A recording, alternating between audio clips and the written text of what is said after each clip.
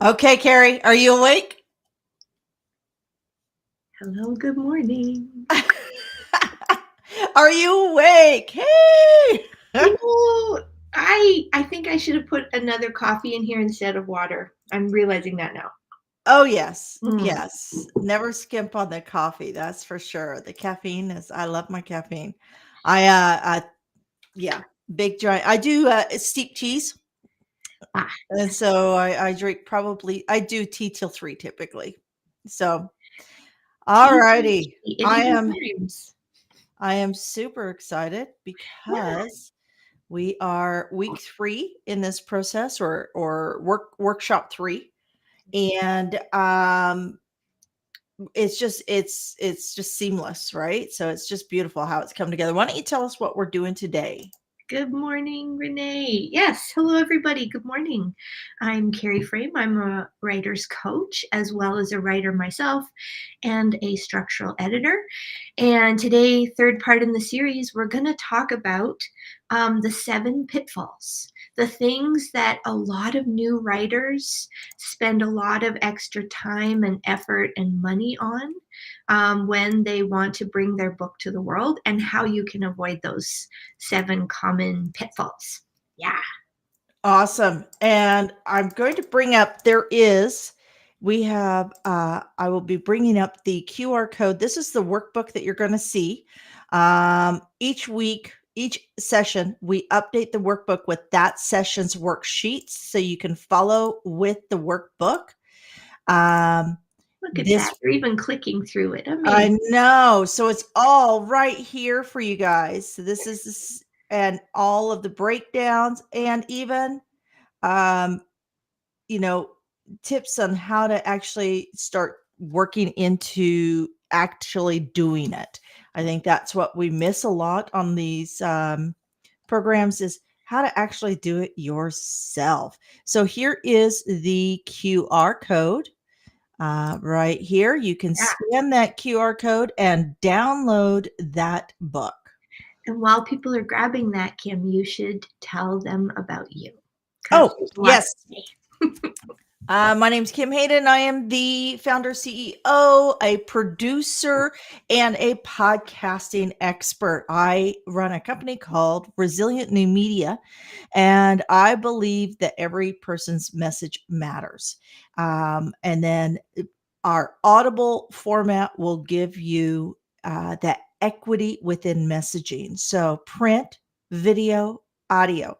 And a really great way to achieve that or to be able to get all your ideas in line for a book is through podcasting. Go on 10 podcasts. Go scrape that content. Get your thoughts in order because your best thinking comes when you're communicating to people that are your peers, people you want to share with, people you want to educate. And that's what I do. Amazing. Amazing. That's the top level of what you do. There's also a million things, you know. There's a million things. We were talking about that. The technology. If you want to learn high level, give me a shout. If you want to be a pro around Google Docs, give me a shout. So yeah, it's needless to say, yeah, learn a lot on a lot of different things when you're in business. That's for sure. Oh my gosh, yes. Yes, so true. Well, and this is new learning for a lot of business owners on, yes, I want to have a book out there and I want that book to help me with my business. How the heck do I do that? So that's what we're here for because we are both obviously business owners. We have both seen the benefits of having a book in the world or multiple books. Um, and we want that for you as well. So let's dive in, right? Awesome. We've got a beautiful hour together today. So the first pitfall that so many new writers fall into, and actually this one applies even to well-seasoned writers, it can hit anytime. And this pitfall is thinking that your story or your book focus isn't good enough. I start with this one, of course, because I'm a writing coach and I help people with that inner world of the book creation, the things that not only you have inside that are the the energy for your book, but they can also be the limits for your book. And that's what I want to be the end of for people is those inner limits stopping you. So if you're out there and you have a feeling of, yeah, I'd love to write a book. I have people telling me, oh man, I wish you could put that in a book. Um, then sometimes what happens is a voice comes inside and says, nobody's going to read that book. You don't have enough knowledge or expertise to write that book. And to that, I would say, if you are a professional who has enough expertise where people are coming to you for support in a certain area, if you could talk on that topic for at least 30 minutes, probably an hour if someone would let you, like on a podcast, then you have enough value within you to have a book that would bring value to other people, which means that you should give it a try. So this pitfall comes first, right? Because it's the one that's going to hit the hardest, the most often, and the most persistently. So, Kim and I, we've worked on a compilation book with people, and even those are beautiful because you write one chapter, and you have to have something to say in that one chapter, which every business owner I know has definitely something to say for one chapter. But even then, sometimes incredibly seasoned professionals struggle because they hit that inner limit. So, you know, that's where people reach out to me to help move past that inner limit. But I hope the rest of these pitfalls also help. So, Kim, have you've probably had people hit that inner limit, even with Yeah, it's interesting because when we are speaking to somebody about our business, we just speak about it. yeah, And because we live it, we yeah, don't realize the complexity of it. And it's pretty straightforward when you sit down and you actually get it out on paper. And the mhm, audio to text is such a great way to start mhm, yeah, because then you start pulling it apart and you realize, oh, and then there's this, and then there's this, and then there's this. And those are all chapters or pieces or what are the different terms? So, you have yeah. chapters, you have, I you mean, gave me some, sometimes there's sub-chapters. Ultimately, you need your primary theme, your yeah, primary message, and then all the different branches that build up to that message. And you can exactly. break those depending on the length of the book. You can break them into many different segment types. Yeah. But yeah, we can just generally call them chapters. Yeah, because Awesome. yeah, and I love that the way you can get past your limits, there's endless ways to do that, Yeah. but there is always a way if you Always a way. have If the you want. Yeah. if you want it. Yeah, if you You really want it. want it. So so the second pitfall is one that is it usually comes once people get past that inner limit and they're like, okay, I'm going to do this. I'm writing the book. um, they think that writing a book for every person, like to the widest group they can possibly imagine, is the way to go.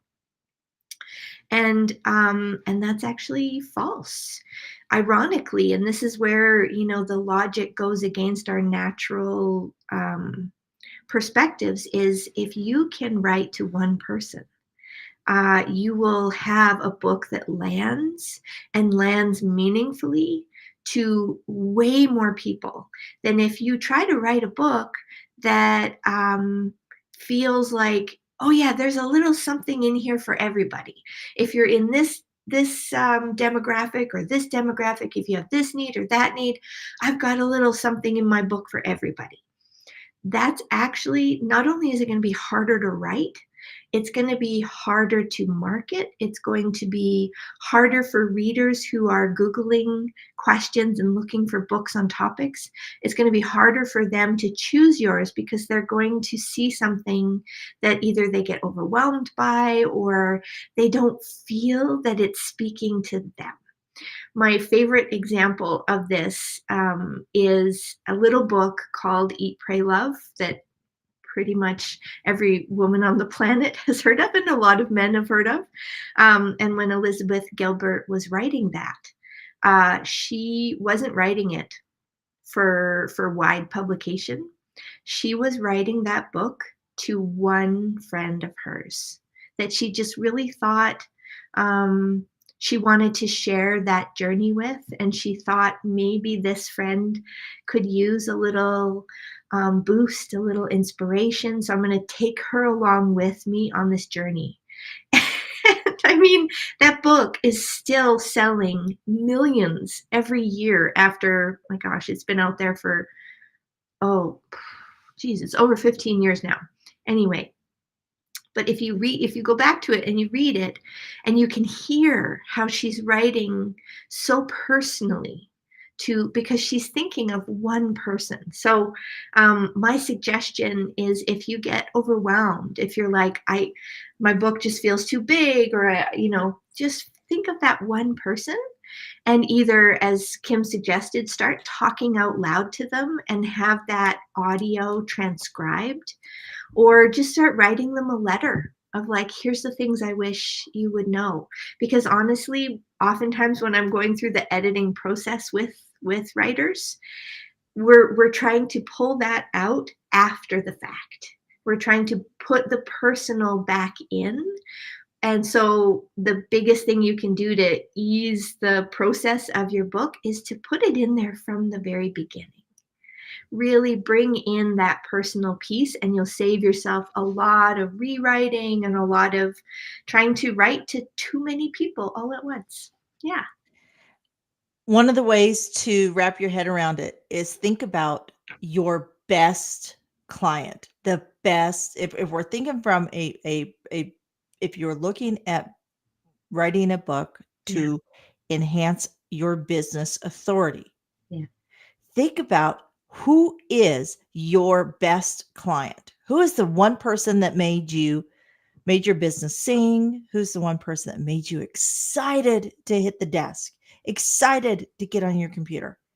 And write it for that person. Go back through that journey, because what if your book could actually attract that ideal fit client? Yeah. I would even say go back to that person's journey to when they were on the fence of whether to invest in your services or products or whatever to help their life. When they were on the fence, who were they? What were their needs? What were their issues? Because that could very well be the person who you're trying to reach. And for Renee, I know she was here with us 2 weeks ago. This is probably hitting a little different today because we talked about this from a different perspective. But this is another way to look at it, that you can actually streamline your book process by starting with this effort rather than trying to peel it back later. So the third pitfall, so the one we just did was kind of about time and effort. And this one is that a lot of people think, well, I'm only going to write a book because books make money. And that's my motivator. I'm going to write a book because I want to make money from a book. And so that is often not the case. If you're a business owner and you are, you're making profit, you're growing your business, you know what makes money. A book itself isn't likely to sell enough for you to see a large profit from the book itself. And Kim and I are super clear on this with people, because we never want to steer someone in the wrong direction, that like, oh yeah, if you invest in the process of having a book out in the world, you're gonna make all that money back and more from the book sales. The statistics show that that is not necessarily the case. However, you are going to make so much business opportunity money from new business that comes because of the book. So that's a very important distinction. And I know Kim and I, we let people know that all the time, because Yep. it's one of those things you don't, when you go into this, you're investing your effort, you're investing the money in professional supports probably, and you're investing your time. And so we want to be crystal clear on this. But here's something amazing, and I keep researching this because I find it so fascinating. Um, the self-publish market, especially in Amazon's the biggest self-publishing place. The amount of sales happening is growing exponentially through Amazon. So Yeah. there's so much potential there. And there are people, like, there are cases where people actually do make a fair bit of income from their books. It does happen, but the statistics are still clear that for most of us, it's a marketing tool. It is a powerful place to assert your expertise. It's a part of your funnel. It's all of those things, and it's important to know that. Yeah, you probably have something Yeah. to say about this too. No, I just think so. A book, just remember a book, everybody thinks a book is a because it's a tangible item, they can make money off of it, right? But a book is a messaging medium, like a TV show, like a YouTube channel, like a newspaper, like a magazine. It is a messaging medium. And messaging mediums, for the majority of us, do not make direct ROI. And I think that's something that all entrepreneurs and small business owners really need to get clear on in this day and age. And our millennials have really brought this message home over the last 15 years. Your ROI is diversified now, and it's typically going to come from your peripheral spaces versus on front line. So think of um we think of YouTube channels, right? Only a very small fraction of those actually make money from the actual channel. However, if nobody was making money from their video messaging, then there would only be 50 YouTube channels. But there's what, 37 million or something like that, 37 million YouTube channels. And the authority within having your video of your messaging and your sharing your content and stuff is what helps solidify people from one coach to another, from one expert from another, right? um and it helps them build relationships, and relational sales, relational business is where the world is at today. It's where we were back in like 1999, and then ClickFunnels came along, and and internet came along in 2004, and and basically kind of pulled us out for about 18 years, where everybody just did these click click click click click click click online. We are all now moving back to relational selling, Mhm. relational sales.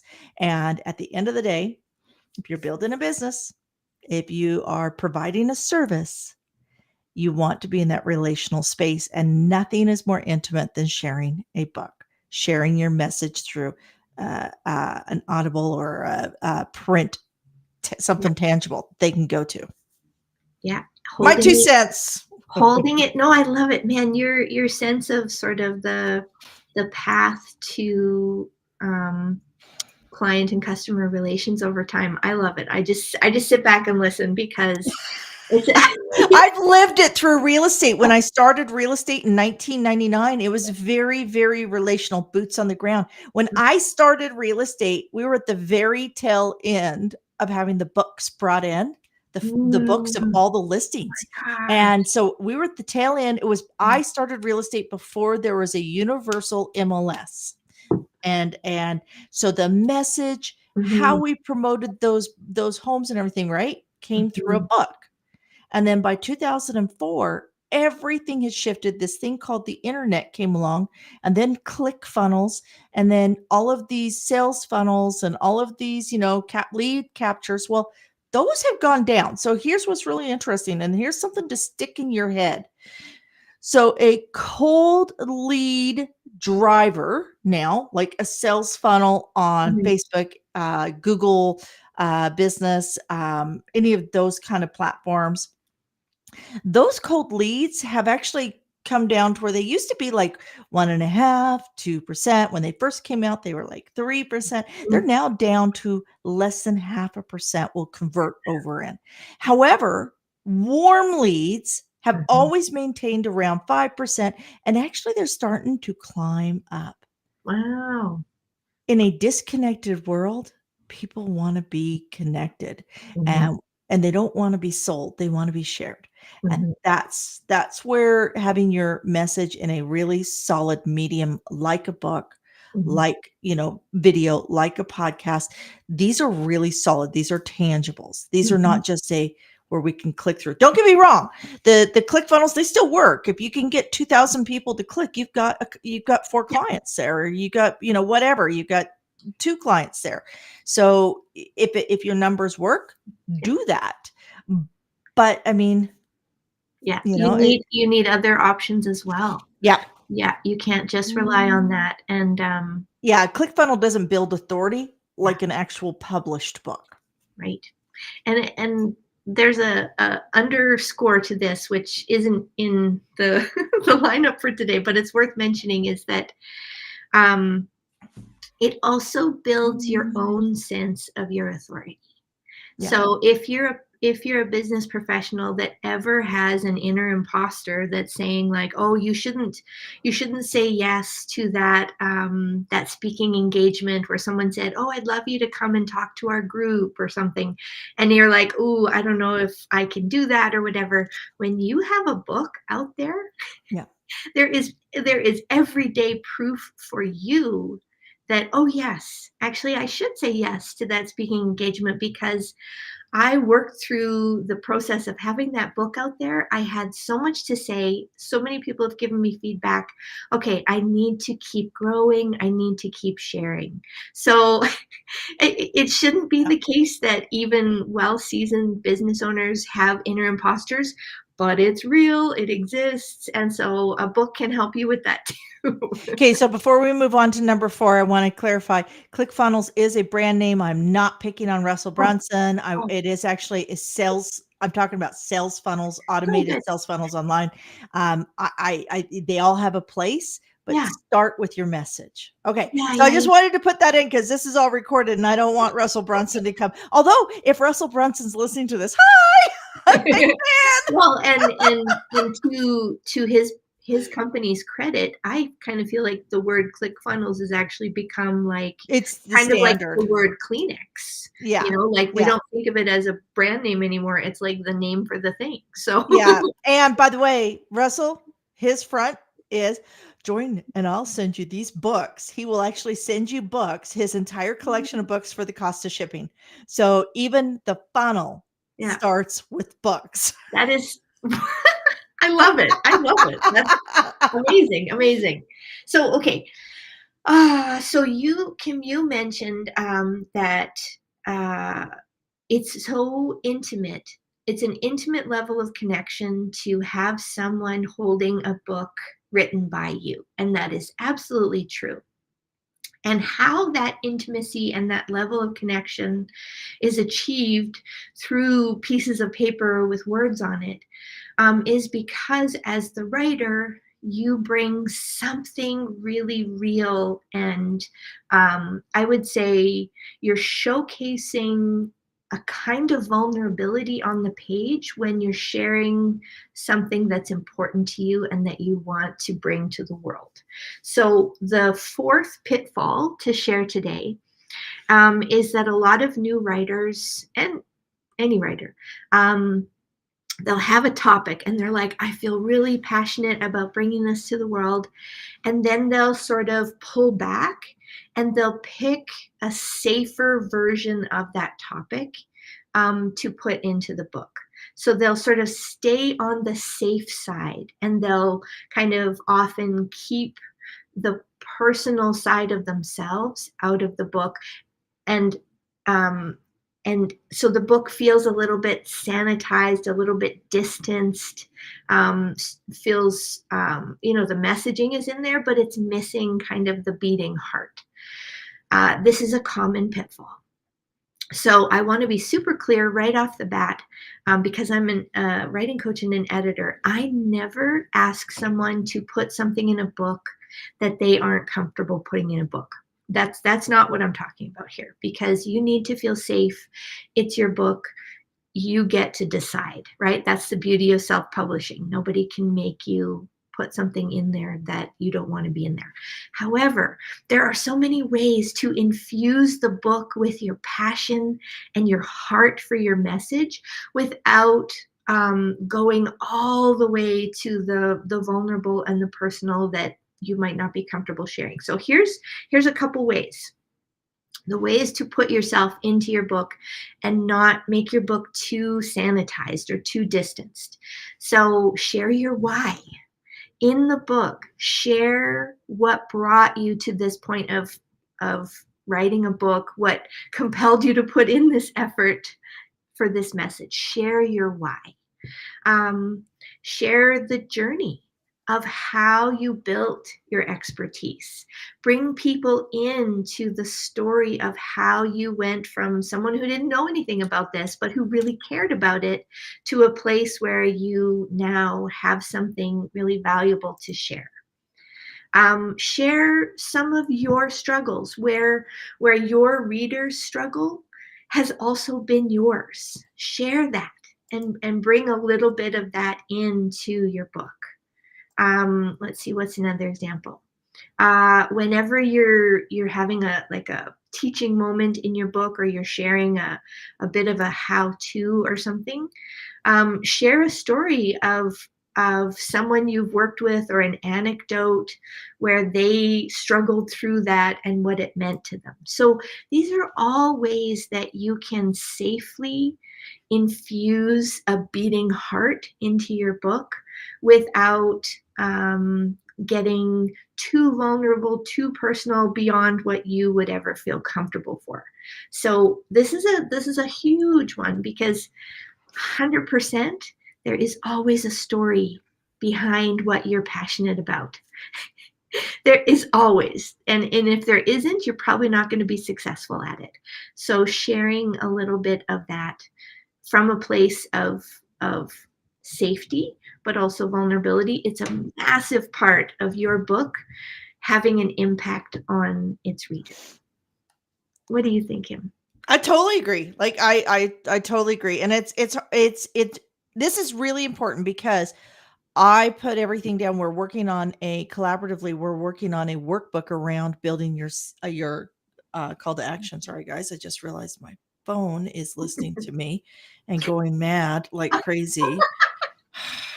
Yeah, no. So Carrie and I are currently working on a workbook on how to design your call to action and why it's important for when you go into speaking spaces. Mm. And Gary's like, okay, this is all good action steps, but who are you and why should we listen to you? And it's like, it's really easy for us to Mm. bypass our own story when we're sharing a story to support others. And I totally put yourself into it. And if you can't do it, get somebody to come over, sit down, do it on, whatever, have them interview you, Yes. have them ask you, record it, and then use that as being able to put that in. Yeah. Yeah, and it's a spectrum. There's a whole spectrum of where you're saying nothing about yourself, or you're saying like everything. Right? And and the safety piece comes in because it's your book. You get to decide where on that spectrum you choose to land. So, but you have to go somewhere other than nothing. That's what I always Yeah. say. So, okay, I love that. Thank you, Kim. So the fifth one, the fifth pitfall, which often hits people when they have their book idea and they're thinking about like, okay, how am I going to make this happen? I want to see my book on the shelves in bookstores all over the place, and the only way to do that is to go through the traditional publishing route. So we went through this in one of the previous ones, but quickly, there's the traditional publishing route is where you write your book and then you spend a year or two at least submitting it to publishing houses to see if they will accept your book proposal and take you on. And then they sort of take charge of the book editing process and everything. But it is a lot of work to find the right publisher, to get them to accept your book. Um, it's a lot of work. And a lot of people think that that's the only path that you can really see book success from. And if this was even 7 years ago, I would kind of agree. I'm like, yeah, there is this new thing about, self-publishing and putting your book online, but it's too fringe. Like it's not really seeing much traction for people. We have come a long way. And I dug into my research on this, and the stats are incredible. So in the traditional publishing path, even if you find a publisher that will take on your book, the maximum amount of royalties that you will get is around 25%. So a quarter of the cost of every book that's sold will come back to you. A quarter of it. I mean, there's benefits, like they have wide audiences. There's lots of good things about that. But let's be super clear: only at maximum a quarter of that, the book sales will come back to you. Whereas in the self-publishing world, where you keep the rights to your own book a lot of times, and Amazon dictates based on the cost of your book, how much your royalties, how much of it you get back. But it can be as high as 70%. So you get back so much more of each book that you sell when you choose to self-publish. So just the math on this, for example, like if you sell 1,000 books from a traditional publisher, if that book was in the typical price range, you would make from those 1,000 books sold about $1,200. Like, yeah, that's how much you would make. Whereas if you self-publish and you sell 1,000 books, you can make up to $6,000 from those books because of the difference. So there's a lot of benefits. And here's the other kicker: traditional publishers still require you to market for your own book. A lot of people think, oh, if I get a traditional publisher, they'll do all the marketing work. I get to just sit back and sort of reap the benefits of it. No. A traditional publisher will ask, what is your marketing plan? How can you prove to us that you know how to fulfill that marketing plan? Because they expect you to be an equal partner in the marketing with them. So since you have to do the marketing anyway, why Yeah. not do it for yourself with self-publishing and get so much more profits from each book that is sold? Like, and Amazon, it's so slick, and it's where people go. The SEO on Amazon, when people are searching for book titles, if it's listed on Amazon, the SEO of how quickly it pops up in their Google searches is so high, like many reasons. What about things like Ingram Spark, which seems to be kind of a middle road between, Yeah. what Well, the statistics are that uh, it still needs to be listed yeah, somewhere like Amazon, because yeah, even Barnes and Noble, you can list on Barnes and Noble, which in the States is like, a huge bookseller. It doesn't even compare to the numbers that yeah. Amazon has. So Well, and I know that when you get number 1 in a couple categories, Barnes& and Noble automatically will go in and pick up your title. there you go. So There you so, go. yeah, I know that they do that.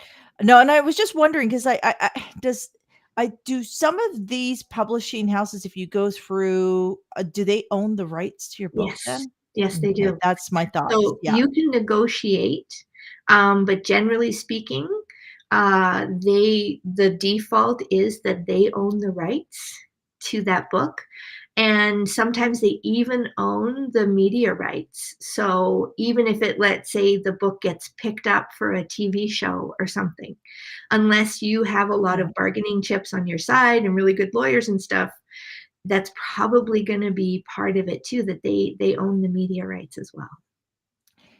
Yeah. And I think that a lot of people get sidetracked or they're underneath the mistaken belief that you Mhm. have to be, you know, that bestseller, number 1 globally, so forth and so on, to make money, and the reality is, yes, Tony Robbins makes money. Let's not even we're not even gonna say that he doesn't. We all know dude's like $1,000,000 if you wanna book him for a conference and bring him in, okay? He's making money, but he's worked 40 years to Yeah, get to that point. However, for every Tony Robbins at $1,000,000, yeah. there are hundreds of people out there on local levels Mhm. creating social impact and making a viable income. So that's the truth, and it's the same with books. Yeah. For every one book that goes out there and becomes a international bestseller, blah blah blah, the reality is there are thousands of books that every day are being leveraged in sales and communications and everything from psychology around dating again at Mhm. a relationships a conference to I just met somebody who actually did has a book, a number one of a best-selling book on of all things talking about niche. It's in bookkeeping and documentation. There is a book. Yeah. Adrian did a book on documentation. Oh, sorry, not bookkeeping. It's risk management and documentation. And it's actually a foundational piece for the TSX, that's the Canadian Stock Exchange, on how not to get in trouble. Wow. And it's Yeah. self-published. It's There you go. self-published. But Yeah. that brings all of your 5 points Yes. back into one singular point. And if you wanna find out how not to get sued, go buy Adrian's book. I get no royalties because she's self-published. She makes all her own money. Yeah. Yeah, it is incredibly, there's so many possibilities now. So you don't have to let that stop you. You don't have to think my book isn't good enough for a traditional publisher to pick up, therefore it's not ever going to happen. There's so many options now, but this leads right into my sixth pitfall, which is actually, it was the seventh on the page, but it's the sixth today because this leads in so well. Which is authors who go, okay, yes, I am going to self publish. And I don't really want to invest or have to, have anybody working on it with me. I'm going to try to do it all myself. I'm going to get my book out there all by myself. And this is a major pitfall, because we have a standard of what a book is supposed to look like, feel like, read like. We have a standard that we all sort of inherently have within us because of reading our whole lives.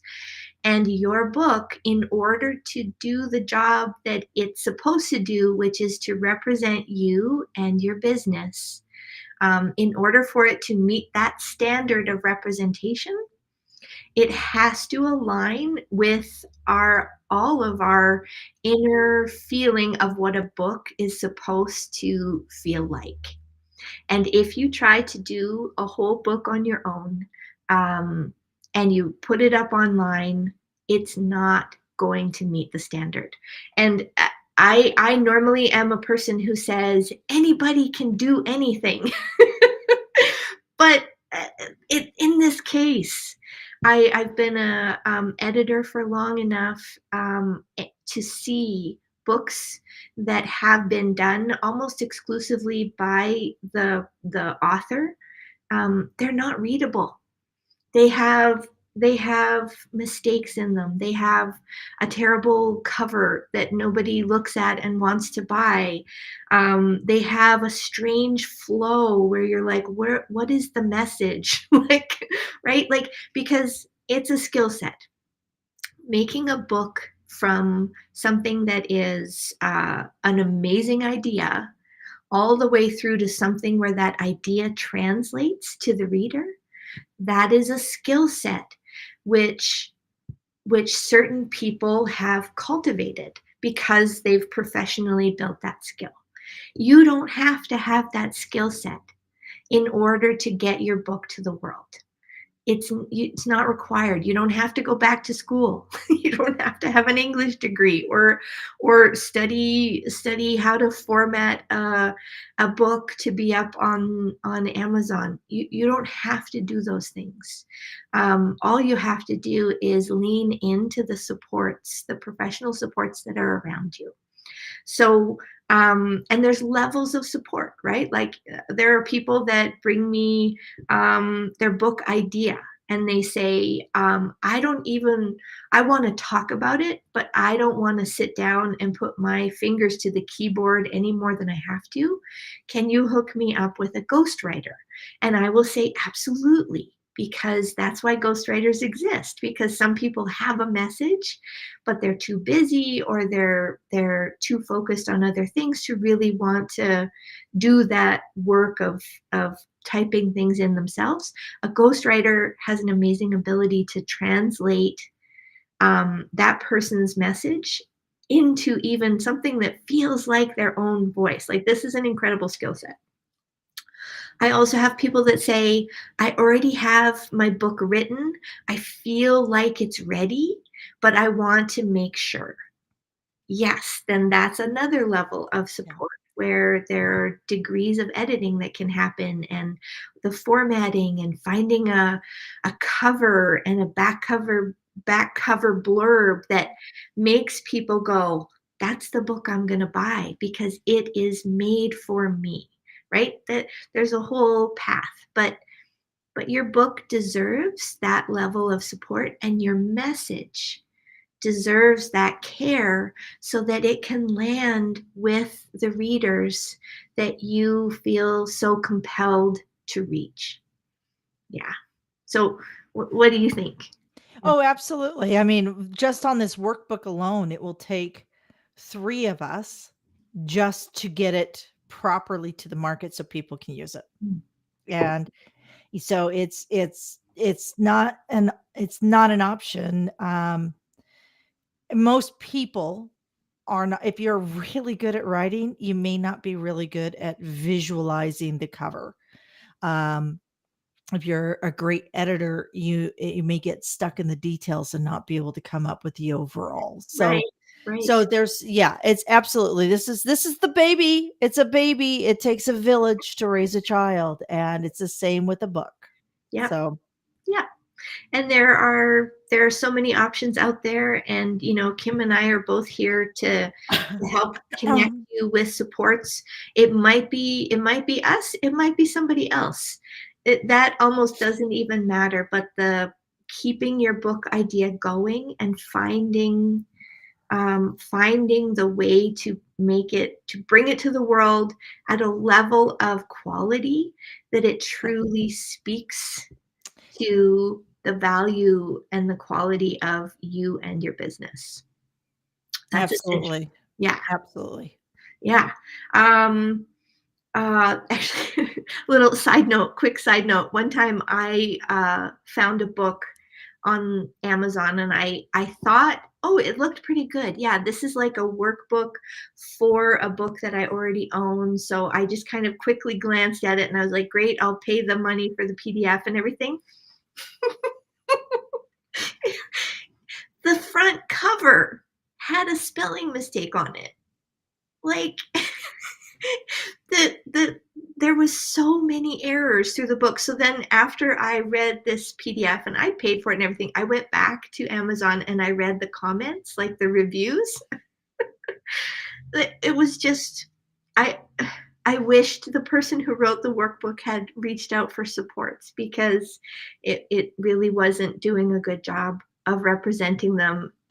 If anything, it was just providing comic relief comment section, which is not what you want for your book. Unless your book's about comedy. Just saying.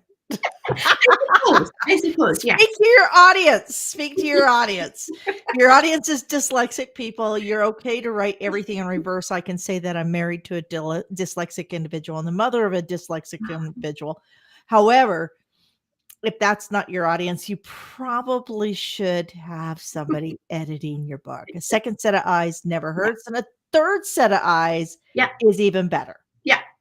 I mean, I'm an editor and I rarely post something longer than a page without having somebody else edit it for me because editors can't even edit their own work because you can't see it. You're too close to it. So anyway, so the final pitfall, and I want to make sure we have time for questions. So is basically taking on the work of putting a book out into the world without a clear plan.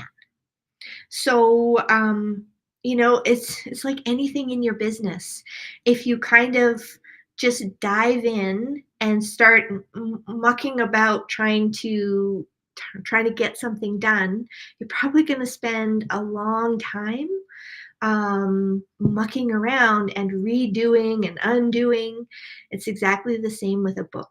And a lot of new writers struggle with that. They get frustrated and somewhere in the middle of that process, and then they stop, and their book doesn't get to come to fruition, to really show up in the world. So having a clear plan is so helpful. It will give you confidence.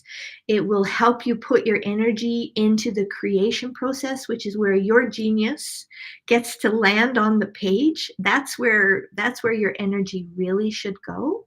And you'll be able to follow through the process of making your book a reality without a lot of missteps and sidesteps, because there's so many amazing books out there that we never get to read because someone didn't have a clear plan and got stuck. And what Kim was saying about that there's somebody out there who needs your book, and when you're thinking, is this worth it? Can I really make this happen? Think about that person and how much having your book in their hands might benefit their life. Even if they take one important thing from your book that sends them on a slightly different direction, what that can do for their life. And let that guide you through and help you build a clear plan so that your book will just be like a train on the tracks. You're going one here and then there and then there, and it keeps moving forward. That's my final suggestion. And Kim, the QR code, the workbook that they have access to, the new sheets that are in there. Yep, there it is. So feel free to hold your phone up to the screen there and take a picture. The new sheets that are in there from today are the 10 bestseller tips. So my talk was on the pitfalls, the kind of what not to do's, and the 10 bestseller tips are the mirror image of that, which are kind of like, here's what does work. Here's what authors that achieve bestseller status on Amazon, here's what they do to make that happen. So grab your workbook, reach out to Kim and I to make your book idea, or maybe your messy draft that's been sitting in the drawer or sitting in your hard drive, to make it a reality, because it it's very, very likely that there are people in the world who need it, and you've already started, so you might as well keep going. All righty. Okay. Pardon me. It got cold here in Calgary. I'm tired of the snow already. Winter's here. But if you have any questions, you're welcome to let us know. If you want to jump in, just message us here. Otherwise, we will be back in 2 weeks Yep. with the final segment. What are we doing in 2 weeks, Cari? We are doing how you can be a published author this year. And even though there's only like a month and a half left in this year, think of it more like within the next year, you can be a published author. It can happen for you, and we're going to take you through the how to really make that happen. Like this is not just theory. This is full on action steps, because we would never leave you hanging with just a bunch of great ideas and no place to go with those ideas. With no place to go. Okay. Speaking of places to go, yes. I am off and running like a herd of turtles because we're almost to the top of the hour, and I don't know about you, Cari, but it's going to be an awesome day. Lots to get done. Yeah. Thank you for sharing your time this morning, Cari. This is just such amazing information. And if anybody has any questions, you can just reach out through LinkedIn, and we are happy to share. Yeah, and we'll see you in 2 weeks, hopefully. So take care. Thanks, Kim. Bye for now.